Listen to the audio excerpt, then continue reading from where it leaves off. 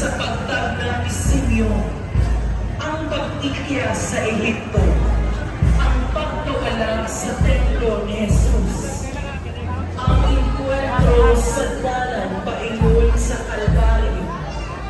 ang kamatayon ni Jesus sa krus, ang pagdawat niya sa patay ni Lawas, o hangtod sa pagkabong ni Hindi,